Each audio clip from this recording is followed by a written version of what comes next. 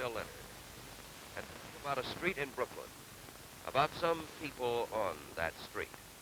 The name of the street is Prospect Place. To the people you are about to meet, it is known as Dream Street, and very shortly you will see why. The film you are about to see is unique.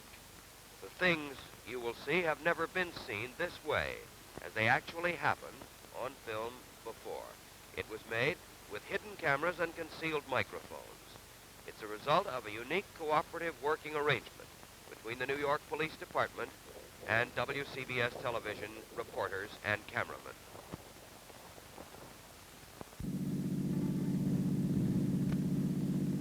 You are about to see a narcotics raid, one part of the juvenile crime story.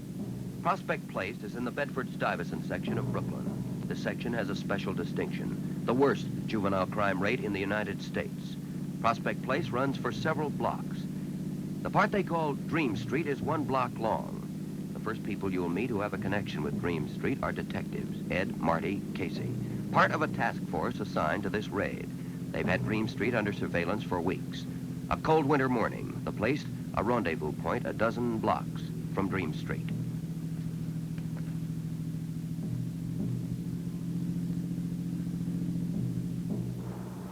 Now here's the Prospect Place area. Prospect, Howard, Saratoga. He and I will go up on the Saratoga roof. Is this the section you mean, Ed? That's right. Okay, I'll take it with Freddie on the other end. You cover one end, we'll cover the other. Right. I got it. You got it, Marty? I got it. All right, let's go. How you gonna go up there, Ed? I'll pull a car into Prospect Place. It'll be far enough away then. They won't be made. They won't recognize us if we stay a block away. Okay, we can take it on foot there from there. We'll meet the other fellas up on the roof. Right, you know, we might click here today because the narcotics squad made a clean sweep on the other side of the borough there, and they will all come up here to buy. Yeah, they may get out of that district and into this territory. We have a chance. Well, we'll give it a try. You won't find much narcotics up here, though, because I understand they got at least a kilo of heroin last night. Yeah, but that big Morty's been working around here. He's a supplier. Might see him. Well, look, an addict's an addict. He's got to get this stuff every day.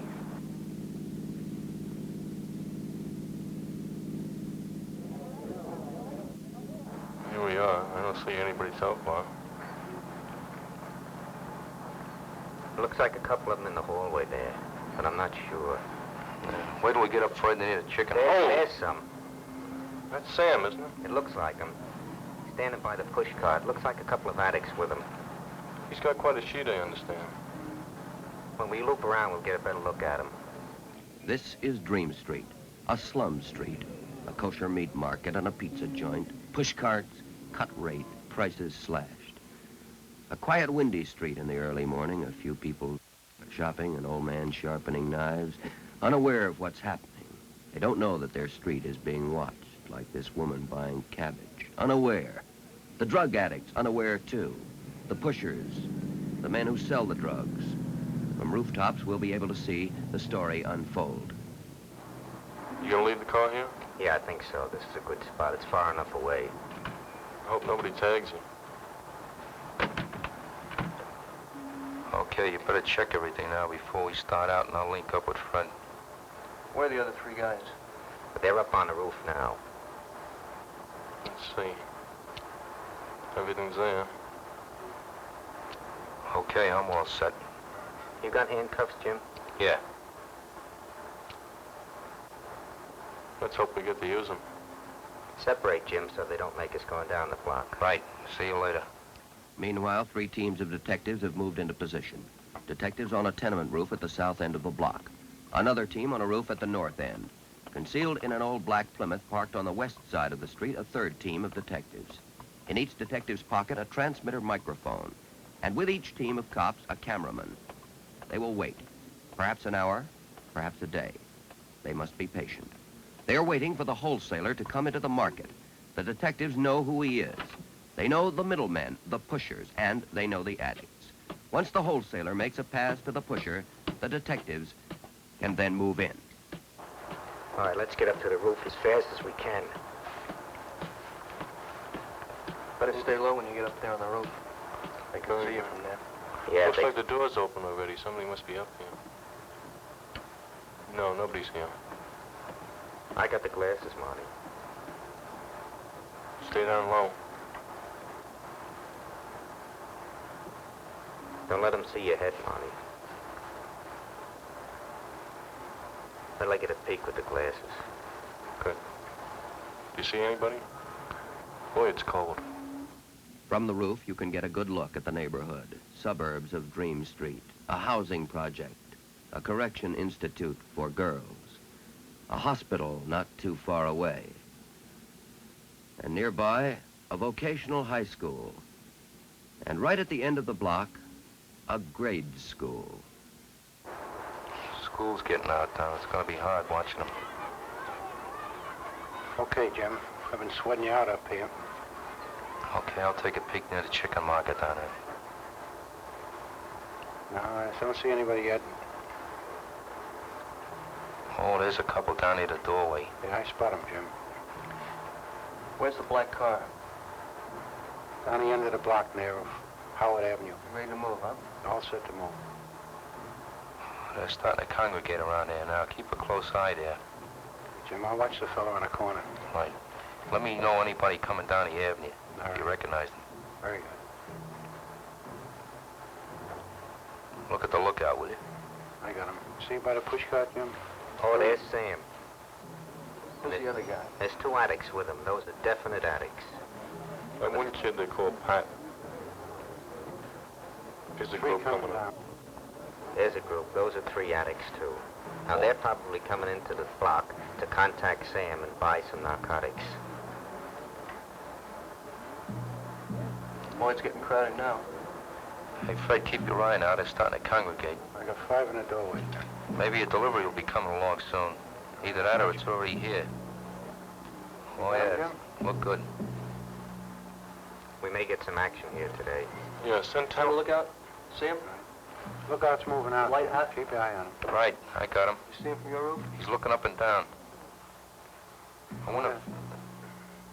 Don't let him see you. He'll tip off the addicts and they'll all get out of the block. Get down. Must be on its way now. There they are. There they are.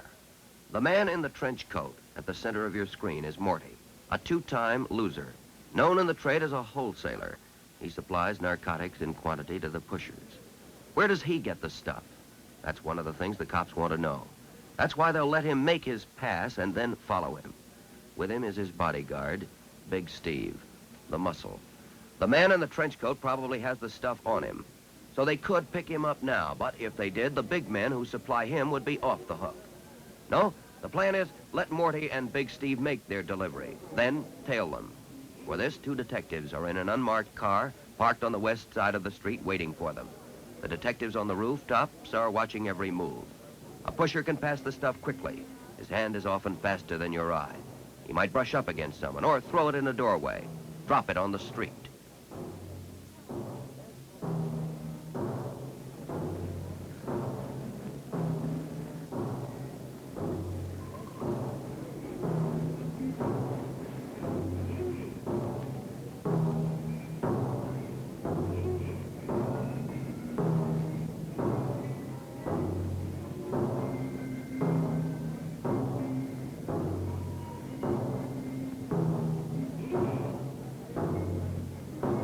They're going in. Yeah, they're in. Okay, the car's got him. Oh, yeah, I see the car coming up now. There they go. They came out. Yeah, but I think the car's tailing them. I think he's made them. The car follows him. You can't get too close.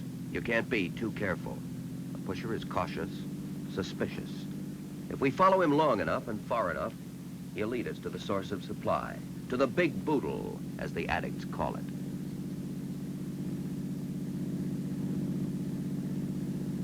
Don't get too close to him. He saw us. Oh, yes, I think he's made it. Go past, go past. Get down, hit the floor. Once he's seen you, you're dead. We've lost the wholesaler. But the important thing is that he's left the stuff behind. And back on Dream Street, the addicts will be buying. Come 2 addicts now.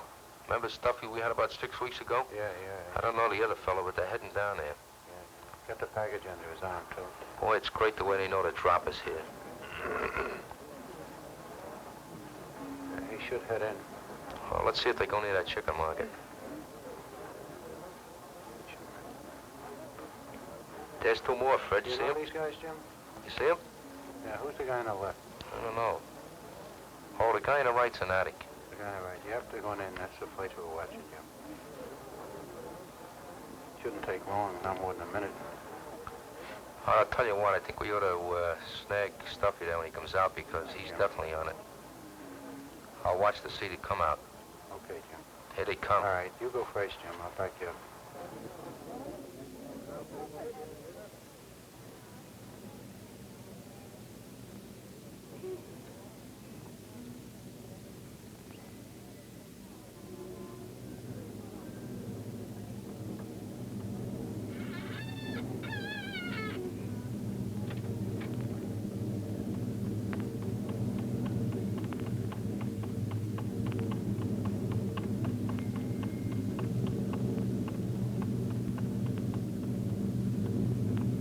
Wait until they leave the block. No arrests are made on Dream Street. You watch them until they're in the clear of the area, until there's no chance of upsetting the rest of the plan, and then you collar them. You frisk them, from top to bottom. They'll hide it anywhere, in shoes, in socks, in hidden pockets. The capsules are small and easily concealed. And sometimes they're unhappy and indignant. Me? Who, me? I don't use this stuff. You can't do this to me. Sometimes you find the stuff quickly and frequently never. And in this case, you're not lucky. The one with the hat, 3 days out of Rikers Island, had the stuff. But just as the detectives got to him, he swallowed it. No evidence, no case. But there are others. Back on Dream Street, there are many others. And from the rooftops, the cops can see them.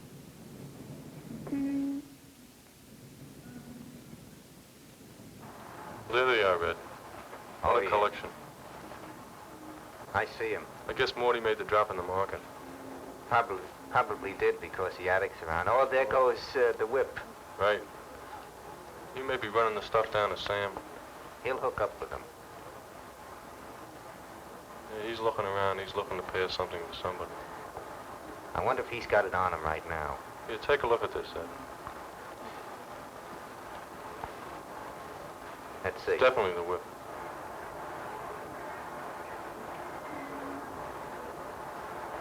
Let's go.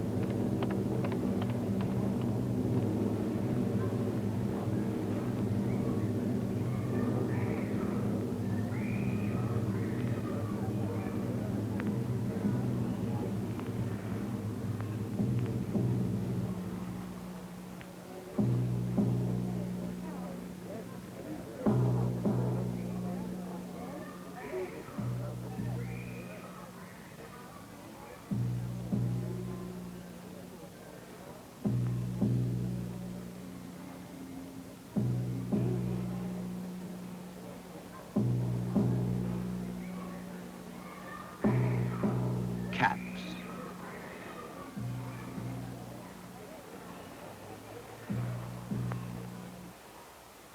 This is the stuff dreams are made of.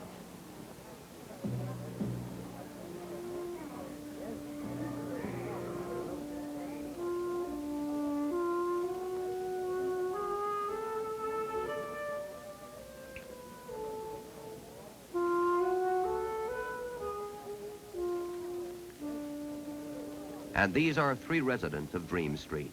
In the light coat, Big Sam, the pusher, age 37, out on bail. Vernon, wearing the cap, age 19, an addict, arrested at the age of 14 for possession of number slips. And Willie the Whip in the leather jacket, Big Sam's errand boy, an addict. 2 arrests in connection with juvenile crime, no convictions. If this arrest seems to you to have been a quiet thing, undramatic, almost casual, remember, on Dream Street, this is part of the everyday routine of life. It was this way yesterday. It will be this way tomorrow. 1 block in Brooklyn.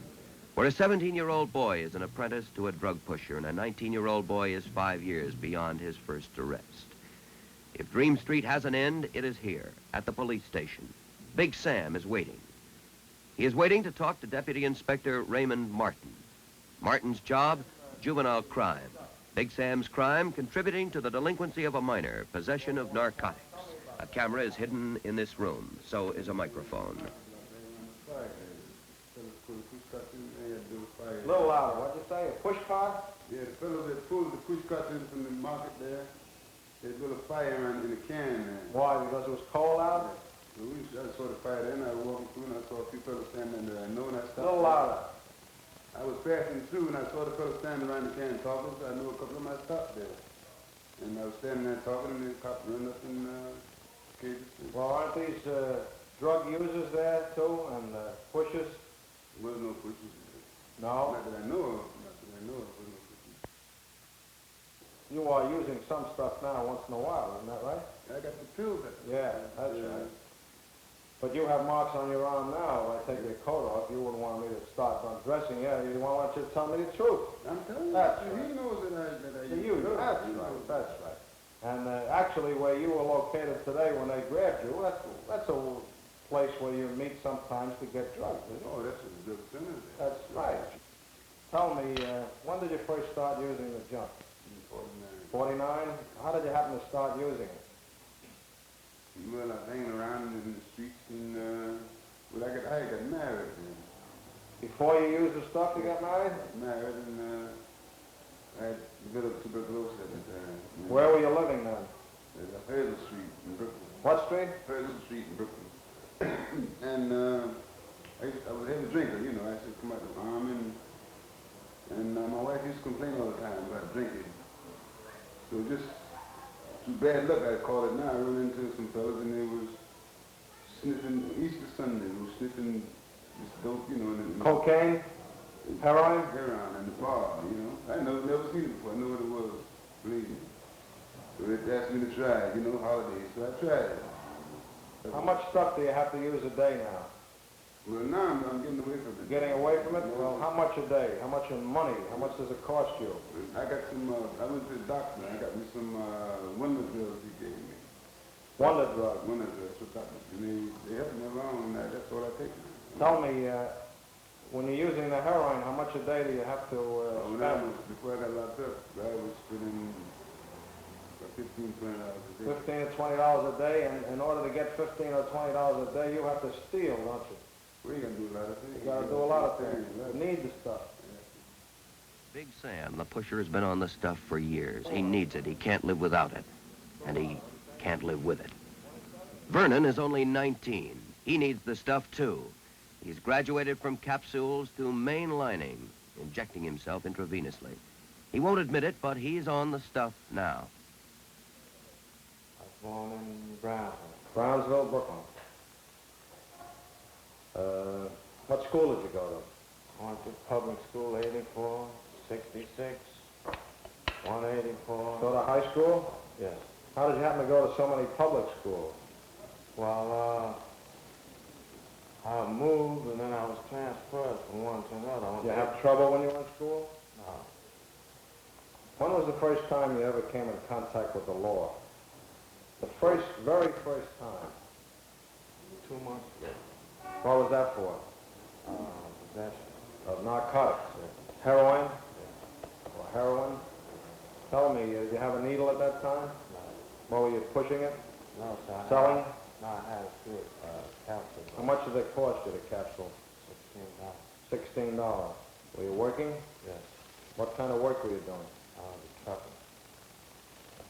So, how much a day do you need for narcotics? Well, at that time, I used to use an average about $4, $6 a day. $4 or $6 a day? 4 or 6. Well, how could you split a capsule? Wouldn't it be one capsule? $16? No. One capsule is $2. You told me $16 a day. I had that much when you. Oh, I see. When I was arrested. And where would you get that much money every day to buy narcotics? $6. Well, I was working. How much did you make a day? $15, $16 a day. But you would only get paid once a week. I used to draw. To draw from your boss? Yeah. To buy the narcotics. And I used to get tips. And now, you know we're not trying to hurt you here, and I'm trying to help you. Yeah. I want to find out why you went on narcotics. Can you tell me? Well, it was in 1951. I met this girl. We went out a couple of times, me and a group of fellas and girls. And, well, we were drinking. And one night in the house, one of the girls' houses, well, no, we stayed that night. And the next morning, when me and the fella came out of the room, he came out of his room, I come out of mine. The two girls were sitting in front of those fires they have to keep warm. Yes. Well, they were sitting in front of that. A little louder. They were sitting in front of that fire. It was in the winter time. So. Talk a little louder, please. I can't hear you. Well, they were sitting in front of the fire. Yes. Keeping warm, and at the same time, they were injecting themselves. Well, hadn't you heard in New York here about what an addict was and how bad they fared out? It wasn't, well, at that time, it wasn't too bad. It wasn't too much publicity about it now.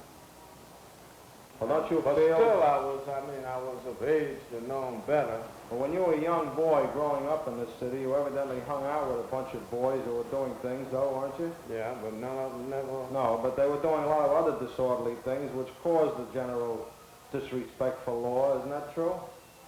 As juveniles? Well, I'll tell you, sir, the group that I hung out with, you believe it or not, but it was a pretty good group. They were, huh? Pretty good. Why were they a good group? I don't know. Well, all of us, as we came up, I never was in any trouble. They were never in any. You went to the youth center and engaged in sports and things like that? I used to belong to PAL. Well, it probably helped you to stay straight during those years, huh? That's right. And then when I came out of school, I went to work. And all of us used to work, all the fellows. The group was about 5 of us that hung out together. Well, we'd come from work every night. We'd probably get dressed, we'd go to a show. Weekends, we might go to a dance, something like that, but we never indulged in nothing that was against the law or anything. I don't know, just in the later years. It looked like it should have happened years ago instead of now, when I was a juvenile. It seemed like all of us coming up as I get older, when it should be vice versa. Well, my advice is to never. Never use it? Never. Why? Sorry, the dreadfulest day I can remember. And why do you say that? It's just no good. It's no good? Just... What does it do to your body and soul? Well, physically? Yes. It's a craving, something that you want, you have to have. A person shouldn't have it. And what does it do to your physical condition over a period of years? Well, number one, teeth. What, you lose your teeth? Right. What about your stomach and your health? Your health. What happens? It's going the same way as your teeth rotten. Well, now do you intend to stop using the stuff? I have. You have? Ever since I was arrested. How long is that now? 2 months. I haven't touched 2 months, and in those 2 months he hasn't been able to work. He spends most of his time on the streets in front of the fire where the cops picked him up today. And Willie the Whip, still healthy and pretty belligerent, a tough kid. He doesn't know, or maybe he doesn't care. All he knows is the world seems like a much happier place when you're on the stuff. 2 o'clock or something? Where were you then?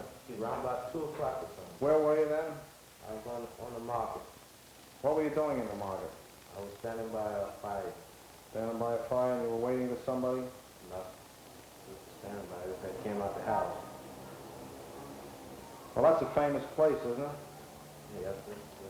And what is that famous for in recent weeks before we got wise to it? Tell me. Narcotics. Narcotics.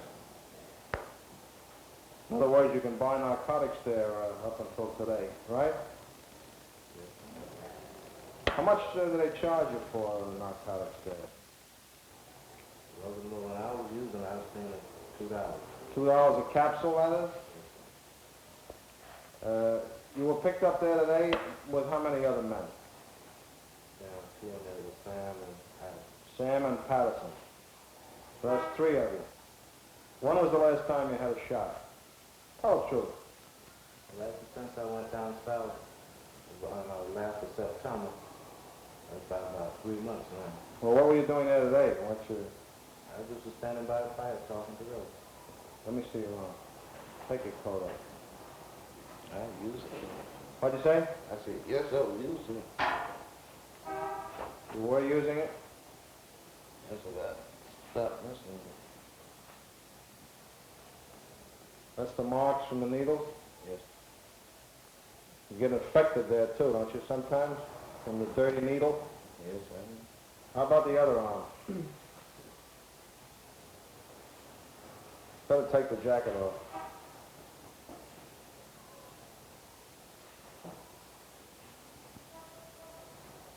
That's that line down there, right?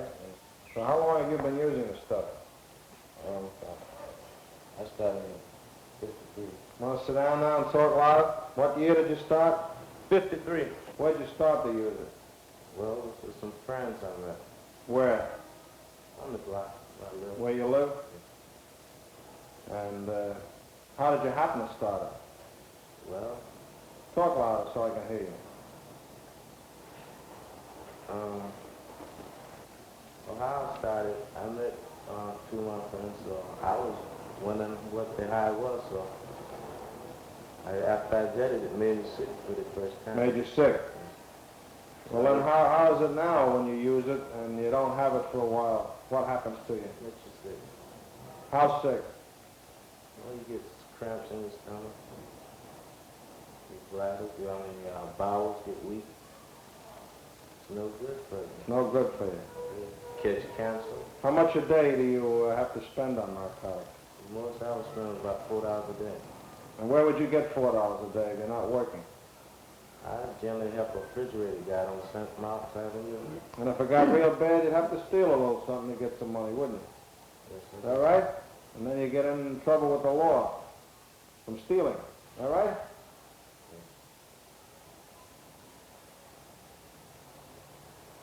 And you want to ask him anything?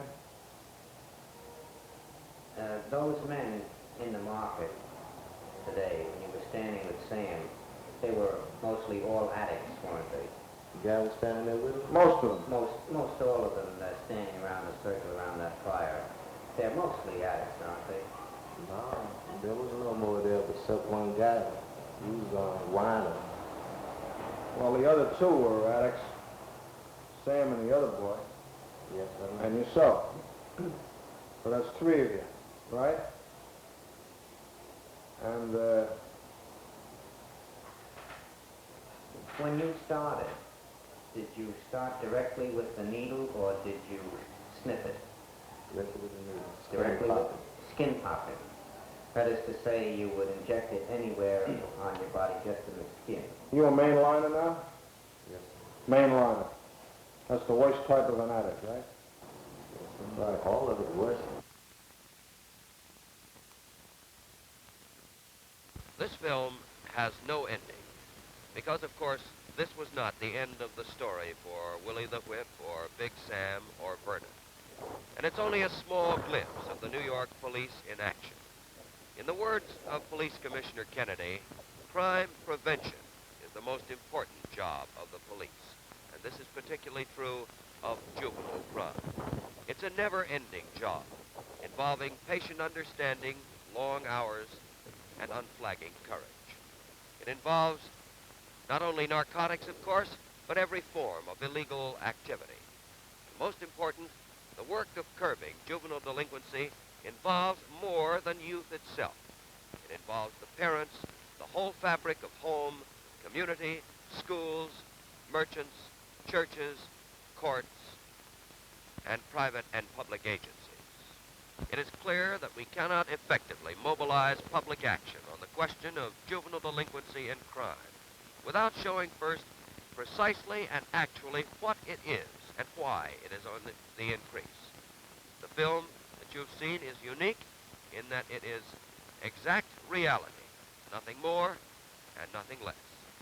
With the cooperation of the police and other agencies concerned, our proposed series of programs would examine all the facts of the problem in this vein, to reveal the problem not in retrospect or in discussion, but in action.